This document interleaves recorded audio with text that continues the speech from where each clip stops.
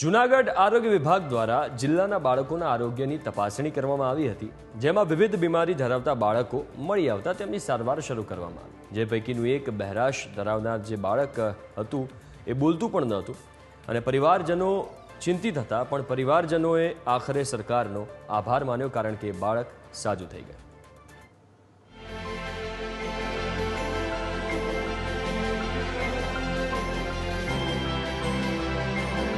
દ્રશ્યમાં તમે જે બાળકને નિહાળી રહ્યા છો તે જૂનાગઢ જિલ્લાના બિલખા ગામનું વતની છે. બહેરાશને કારણે તે બોલી પણ નહોતું શકતું. માતા પિતાને ચિંતા હતી કે તેમનો દીકરો સાંભળતો અને બોલતો થશે કે કેમ, પણ સંવેદનશીલ સરકારના પ્રયાસથી બાળક આજે બોલતું થયું છે.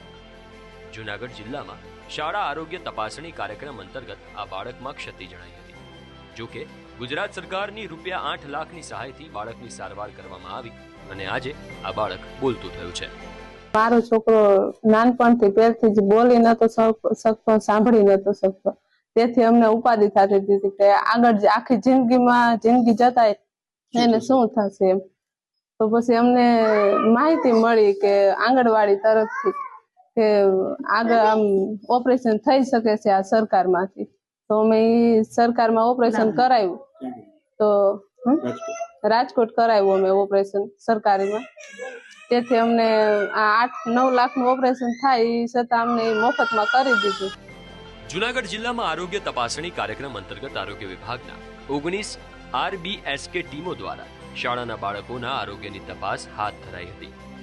જિલ્લાના કુલ 1,65,275 બાળકોની આરોગ્ય ચકાસણી કરવામાં આવી, જેમાં જન્મથી ખામી હોય તેવા જિલ્લામાં કુલ 212 બાળકો નોંધાયા હતા, જેમાં સૌથી વધુ માંગરોળ તાલુકાના 59 અને સૌથી ઓછા વંથલી તાલુકામાં 5 બાળકો નોંધાયા.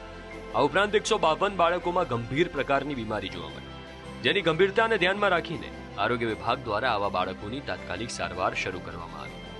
આમાં 87 બાળકોમાં હૃદયની બીમારી જોવા મળી અને 4 બાળકોમાં કેન્સરની બીમારી જોવા મળી. બીજી તરફ સારવાર લઈ રહેલા 152 બાળકો પૈકી 72 બાળકોની સારવાર પૂર્ણ થઈ ચૂકી છે અને તેઓ સંપૂર્ણ સ્વસ્થ થઈ ચૂક્યા છે. રાજ્ય સરકાર દ્વારા જે બહેરા મૂંગા બાળકો છે એવા બાળકોને પણ 8 લાખથી પણ વધારે મોંઘી સારવાર જે મળે છે, ફ્રી ઓફ સારવાર આપણે આપી રહ્યા છીએ. એમાં આપણે 9 બાળકો એવા શોધ્યા છે અને એમાંથી આપણે 2 બાળકોનું ઓપરેશન પણ કર્યું છે અને સાંભળતા પણ કર્યા છે. જિલ્લામાં રાજ્ય અને કેન્દ્ર સરકારની આરોગ્ય વિષયક વિવિધ યોજનાઓ અંતર્ગત આરોગ્ય વિભાગ કાર્યરત છે અને જરૂરિયાતમંદ લોકોને સરકારની આરોગ્યની સહાય અને સારવાર નિઃશુલ્ક આપવામાં આવી રહી છે, જેને લઈને જૂનાગઢ વાસીઓમાં હાશકારો છે અને તેઓ સરકારનો આભાર માની રહ્યા છે. સાગર ઠાકર, ન્યૂઝ કેપિટલ, જૂનાગઢ.